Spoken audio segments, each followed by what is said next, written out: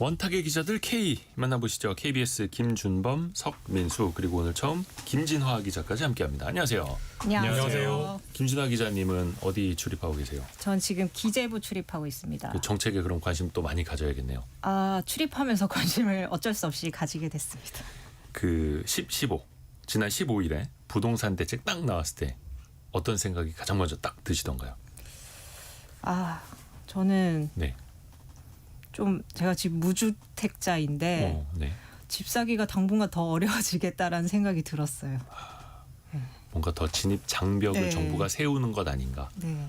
근데 사실은 그게 서울 수도권 집값, 뭐 풍선 효과까지 다 이제 막겠다라는 정부의 의도, 정부도 이제 설명을 했습니다만, 우리 청취자분들은 또 어떻게 받아들이실지 모르겠습니다만, 또 최근에 그 정책을 설계한 국토부 차관이 한 말이 또 뜨겁게 논쟁이 되더라고요. 좀 소개 좀 해주시겠어요? 성민수 기자. 이제 이상경 국토부 1차관이죠. 이분이 이제 뭐 저도 그전에는 모르던 분인데 늘공이라고 하잖아요. 늘 계속 공채 공무원은 아니고 교수를 하다가 이제 국토부 차관으로 이 정부에서 합류를 했고, 지금 이제 국토부 장관이 이제 국회의원 출신이니까 거기에서 이 차관은 원래부터 여기 캠프에서도 활동을 했었어요. 앞서 이제 이번 선거 말고, 이번 대선 말고 지난 대선 때 선대위 부동산 개혁위원장, 그 다음에 경기도 도시계획위원 뭐 이런 걸 역임한 사람이 네. 유튜브 채널에 나와서 이제 뭐 돈 모아서 집 사면 된다. 이게 부동산이 지금 우상향할 거라는 믿음이 있어서 그런 거다.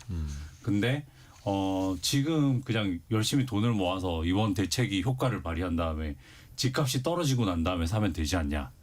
뭐 이런 얘기를 하고, 집값 안정되면 그때 사면 된다. 그때까지 돈을 모아놓고 사면 된다. 이런 취지.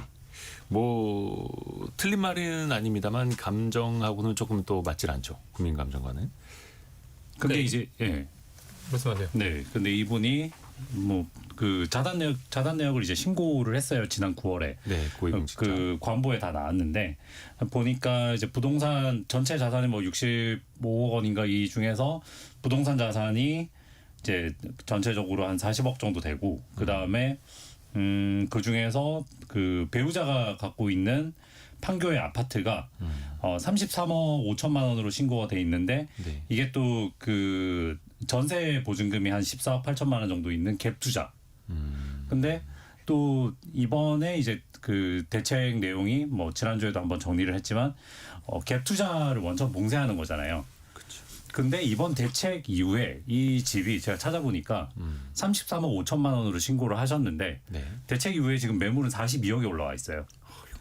그러니까 오히려 대책을 내놓으면서 본인 자산은 좀 증식을 한 그런 꼴이 되니까, 어떻게 보면은 규제 대책이 집값을 더 올리는 꼴이 되고 있는데 본인들은 이미 갭 투자를 했고 남들은 하지 말라. 그러니까 내로남불 이야기가 계속 나오는 건데, 김준범 기자님 좀 어떻게 보세요? 이렇게 사실 그동안에 수차례 있었습니다. 이런 정부 당국자들 어떻게 보면 집값 안정시킬 수 있다라는 정책적인 자신감일 수도 있겠으나 그렇게만 됐다면 사람들이 분노하진 않겠죠. 그러니까 이게 감정적인 거랑 좀 이성적인 거랑 뭐 혼재돼 있어서 뭐 함부로 말하기는 어렵지만, 일단 감정적으로는 방금 말씀하신 대로 내로남불 성격. 그러니까 집값이 안정되면 그때 사라. 그리고 그동안 소득이 늘 테니 돈을 모으면 된다라는 말 자체는 액면 그대로는 틀린 말은 하나도 없는 거죠. 집값이 안정되면, 그러니까 우리 정부가 집값을 안정시켜 보겠다는 정책 목표고, 그 기간 동안 소득을 열심히 모아서 빚을 덜 내고 사면 된다라는 말은 뭐 틀린 말이 하나도 없는데, 네. 방금 상민수 기자 말처럼 본인은 이제 정작 그런 걸 가지고 있으니 뭐 그렇다고 그게 뭐 부정한 방법으로 취득했다 이런 뜻은 아니고, 그건 저희가 알 도리는 없고요. 아직 조사를 안 해봤으니까. 네. 어쨌든 감정적으로는 당연히 자극되는 측면이 있는데 매우 기시감이 강한 논란입니다. 예전에 뭐 민주당 쪽에서는 김현미 장관이라든지 김진애 의원, 국민의힘 쪽에서는 뭐 이해운 의원이라든지 윤희숙 의원 다 비슷해요. 그러니까 근데 이게 왜 이런 기시감이 강한 논란이 반복될 수밖에 없냐면은, 기본적으로 정책을 설계하는 사람들은 50대 이상의 기득권자 혹은 성공한 분들이 설계를 하는 거니까 그런 분들은 당연히 좋은 집에 살 확률이 높죠. 그러니까 당연히 내로남불 논란이 이쪽이든 저쪽이든 들이대면 거의 다 걸릴 수밖에 없어요. 그러니까 그렇기 때문에 저는 굳이 이런 얘기를 왜 하나. 그러니까 그냥 가만히 있으면 되는데, 그러니까 조금 나쁘게 얘기하자면 입방정이거든요, 이런 게. 네. 아니 그러면 그러니까 이게 아까 제가 말씀드린 네. 이번에 차관이든 뭐 김현미 의원이건 김진애 의원이건 이혜훈 의원이건 윤희숙 의원이 공통점은 뭐냐면 여야를 따서 네네. 대부분 늘공이 아닌 어공입니다. 어공. 어쩌다 그러니까 직업 관료가 아니에요. 직업 관료들이 이런 말 자체를 안 해요. 그 이유는 부동산 문제는 매우 민감하기 때문에 괜히 말을 거들어 봐야 쓸데없는 오럴 리스크만 생긴다라는 걸 알기 때문에 말을 안 하는 건데, 그냥 말 안 하고 정책을 추진하면 되는 건데 괜히 이제 홍보한다는 차원에서 이런저런 얘기를 하다가 쓸데없는 비용을 치른다라는 생각이 드는 거죠. 네. 요거를 이제 그 정책을 취재하면서도 현재 그 무주택자인 김준하 기자한테 좀 여쭤보려고. 왜냐하면 국토부 차관이 한 말, 집값이 안정되면 그 사이에 돈을 모았다가 사면 된다. 네. 공감을 하세요? 그러니까 이게 취재 기자를 떠나서 개인적으로 네. 그 방금 말씀하신 김현미 전 국토부 장관이 예전에 했던 말. 2020년 당시에 30대들에게 예. 지금 영끌하지 말고 좀 더 기다려봐라. 네네네. 분양 청약해라. 도움 된다. 이제 우리가 많이 공급할 테니까 그런 얘기 했었거든요. 네. 그래서 그때 되게 분노를 많이 샀는데 당시에는 제가 30대였습니다. 그리고 저도 청약을 끊임없이 계속 도전했습니다. 그게 쉽지 않죠. 하지만 당연히 안 되고 있습니다. 그 30대, 40대까지만 해도 점수가 서울 시내 청약에 당첨될 수 있는 수준의 점수에 도달할 수가 없어요. 네. 저는 아이까지 2명 있는데도 그 점수가 도저히 안 되더라고요. 오. 저는 이미 상실감을 많이 느낀 세대여서 그러니까 이게 그 현재 소득이 있고 자산이 없는 사람들은 이 돈을 빌려서 금융을 이용해서라도 이제 미래 소득을 자산화 시킬 수 있어야 되잖아요. 그래서 이제 내가 자산이 생겨야 되는데 그게 차단되고 있다는 생각이 그 40대 이하 또는 30대 이하에 확산이 되고, 이게 그러니까 또 감정에 더 불을 지피는 것 같거든요. 그러니까 이제 자산이 있는 사람들은 계속 자산을 불려나가고, 이번에도 그 국토부 차관이 또 그런 얘기도 했거든요. 뭐 현금 있는 사람들은 우리의 규제 대상이 아니다. 뭐 이런 식으로 이제 얘기를 하니까, 예. 그러니까 이제 자산이 있는 사람들은 자산이 계속 불어나고 있는데 지금 소득이 있는 사람들은 아무리 열심히 일을 해도 오히려 전세의 월세화 과정을 거치면서 그 사람들의 자산을 증식하는 데 기여를 해야 되는 상황이거든요. 그러니까 저기 이미 엘리베이터 타고 올라가 있는 사람들이 정책을 만드는 거죠. 그러면서 이제 사다리 타고 올라가려는 사람들의 사다리 중간 이제 끊어 놓는 건데, 뭐 어제 국감에서도 이야기가 계속 나왔습니다만, 집값 상승을 막는 게 우선인가? 그러니까 집값 상승을 막으면서 내 집 마련의 기회까지 같이 막을 수밖에 없는가? 혹은 그래도 내 집 마련의 기회는 열어놔야 하지 않는가? 근데 지금 선택을 정부는 그 전자를 한 거란 말이죠. 어쩔 수 없었다고 보십니까, 혹시? 참 어렵습니다. 그러니까 이거는 뭐 부동산 문제는 사실 객관적 입장이라는 게 있기가 참 어려운 문제죠. 저희끼리도 유주택자냐 무주택자냐, 1주택자냐 다주택자냐, 수도권 유주택자냐 지방 유주택자냐 다 입장이 다르기 때문에 뭐 제 생각이겠죠. 이건 뭐 객관적 입장이 아니라 제 생각은 결국은 단기적으로는 정부는 별도리가 없었겠다라는 생각은 듭니다. 뭐 어차피 모든 자산이라는 게 수요와 공급에 따라서 가격이 결정되는 거고, 가격이 오른다는 거는 수요는 넘치는데 공급은 부족하는 거는 뭐 명징한 사실이고요. 근데 공급은 대단히 불행하게도 이거는 새우깡이 아니고 라면이 아니기 때문에 뚝딱하고 만들 수가 없단 말이에요. 결국은 아무리 지금부터 시작해도 3, 4년은 걸리는 게 공급이니까 그 기간 동안 손 놓고 있을 수는 없었을 것 같고, 정부는. 그러니 일단 수요를 누르는 것밖에 답은 없었다는 생각은 들고, 결국은 이 정책이 사후에 잘했다 못했다로 평가받으려면 결국은 일단 눌러놓고, 방금 뭐 정부의 표현대로 수요는 눌러놓고 그 기간 동안 공급을 얼마나 할 수 있느냐에 따라서 일단 수요를 눌러놓고 공급을 성공적으로 하면은 그래도 잘했던 정책이다라고 나중에 평가를 받을 거고요. 수요만 눌러놓고 공급은 또 안 되면 뭐 지금까지 했던 거랑 뭐가 달라? 이게 또 2판, 3판이 되는 거니까 뭐 그거를 그 공급량에 따라서 결국은 성패가 좌우되지 않겠느냐라고 저는 그렇게 생각합니다. 근데 네. 그 공급 대책이 나왔단 말이죠. 한 달 전에. 근데 이게 참 아이러니한 게 6.27 그 규제 대책 때 집값이 약간 잡히는 듯 하다가 9.7 공급 대책 이후에 오히려 서울 집값이 더 뛰어버렸어요. 135만 호 공급하겠다라고 했음에도. 근데 또 지금 정부에서는 연말까지 또 추가 공급 대책을 내놓겠다고 하는데 그러면은 9.7 대책 나온 지 한 3개월여 만에 없던 공급 대책이 얼마나 가시화될 수 있을 것인가 이것도 한번 또 생각을 해봐야죠. 제가 또 부동산을 좀 돌아다녀 봤는데요. 네. 그 6.27 대책이 나오고 나서 이후에 공급 대책이 나왔는데 실망감을 주니까 그 시장에서는 부동산 시장에서는 그것 봐라 지금 빨리 사야 된다. 정부가 추가로 더 대출 조일 거다. 더 강력한 대책이 나올 거다. 그 전에 빨리 사야 된다. 엄청나게 조장을 하더라고요. 그러면서 이 집값이 많이 뛴 것 같아요. 근데 이게 참 악순환이죠. 그러니까 뭐 예를 들어서 수요를 조금 조여놓은 사이에 공급을 확 늘리면 진정될 것 같은데 135만 호라는 숫자를 보여주긴 했으나 착공 기준이고 이게 언제 될지는 모른다라는 걸 이미 사람들은 학습 효과를 통해서도 알고 있고 그러다 보니까 지금 아니면 안 되겠네.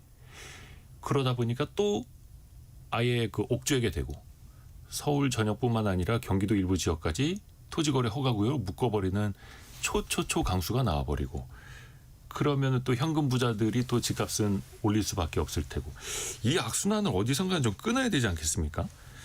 단기적으로는 이제 그 공급 대책을 내놓는다고 하면 공급 대책이 어떤 방향으로 가야 되냐, 어떻게 하면 그래도 좀 긍정적으로 작용할 수 있냐를 봤을 때는 이번에 9월 대책 이후에 집값이 오르는 걸 보면 다 강남은 물론이거니와 한강 벨트 위주거든요. 네. 사람들이 원하는 집을 그 공급 대책에 공급해주겠다는 게 아니라 오히려 뭐 수도권 이런 얘기를 했으니까 사람들은 오히려 한강 벨트에 집을 사고 싶어했고 그러니까 오히려 더 막차라고 생각했고 또 한편으로 지금 얘기가 나오는 게 건설사들 그 노동 관련 노무 비용이나 아니면 뭐 원자재 값 뭐 이런 것들이 전반적으로 너무 많이 상승했기 때문에 일단 건설 비용이 많이 들어서 재건축이나 재개발도 지금 서울의 어지간한 도심 개발지가 아니고는 그 재개발이나 재건축이 힘들다고 얘기를 하거든요.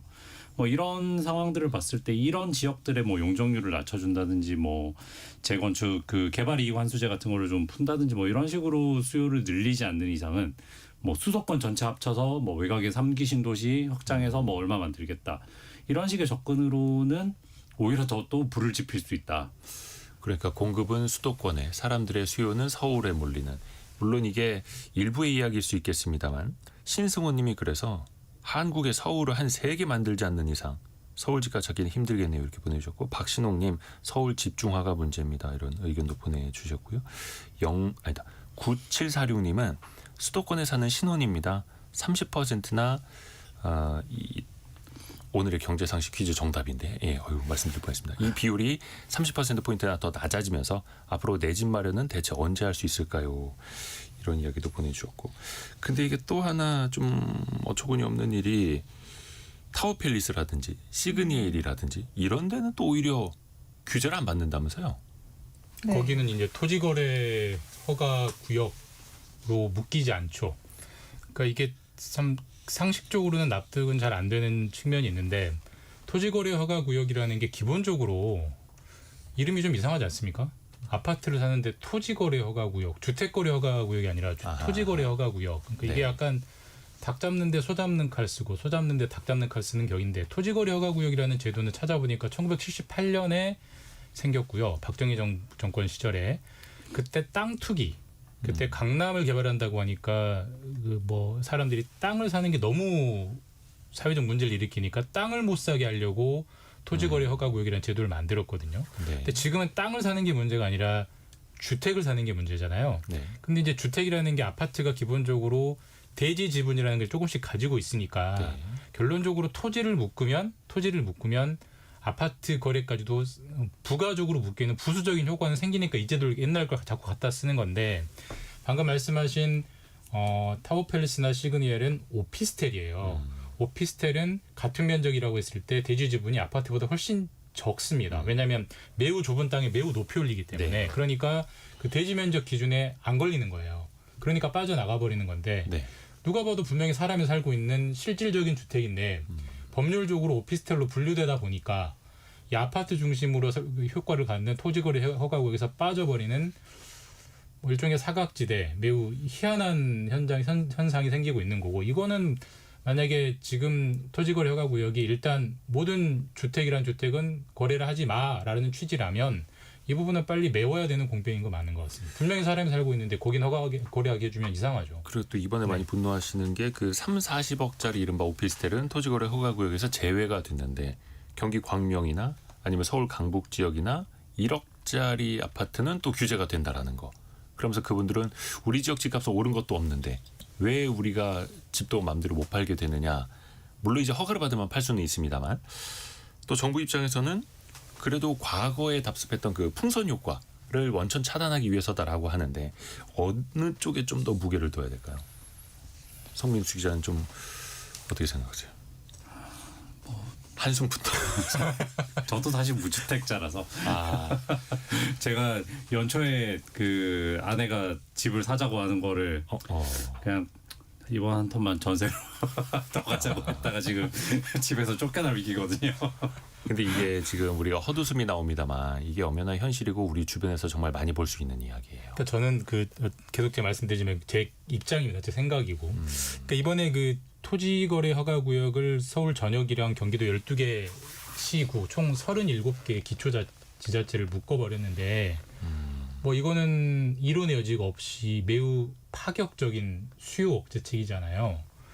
그러니까 뭐 상황이 급박하니까 파격적인 대책을 쓸 수 있다고 저는 생각하는데 그러면 어쨌든 한 축은 수요고 또 다른 한 축은 공급이니까 공급도 그만큼 거기에 걸맞는 파격적인 대책을 왜 안 내놓을까라는 저는 개인적인 의문이 들어요. 지금 파격적인 공급 대책이라는 건 제가 지난주 약간 농반진반을 말씀드렸잖아요. 우면산을 밀어버리고 거기 아파트를 짓는 정도의 그 정도의 대책이 아니면, 그러니까 토지거래 허가구역을 다 묶는 거는 매우 파격이고 매우 많은 부작용이 있지만 하는 거잖아요. 네. 당연히 우면산을 밀고 아파트를 지으면 엄청난 부작용이 있겠죠. 당연히. 근데 그런 거를 감수하고서라도 급한 정책적 목표를 위해서는 하는 그 정도의 목적가 꼭 그걸 하자는 게 아니라 그런 파격적인 대책이 왜 공급에서는 안 나올까? 그러니까 수요만 파격적이고 공급은 파격적이지 않으니 늘 같은 반응이 나오는 거예요. 냉소가. 그러니까 네. 뭐 우면산을 밀어버리고 아파트를 지을 정도 이건 이제 일종의 비유입니다만 비유입니다만 규제 대책은 파격적으로 나오는데 공급 대책은 파격적으로 나오질 않으니 그래서 이 부분에 대해서는 서울시장하고 또 현 정부랑 항상 또 이견이 나오더라고요. 김진아 기자는 좀 어떻게 보셨어요? 그 오세훈 시장이 국감 때 네. 얘기를 했죠. 자기도 이 토어제 직전에 통보받았다. 되게 불만을 토로를 했는데 오세훈 시장은 어쨌든 공급을 해야 된다. 근데 서울에 이렇게 공급이 지금 부족한 거는 전 시장 때문이다. 그때 많이 뭐 재개발 이런 것들을 안 해줘서 이렇다. 또 이 전임 탓을 하더라고요.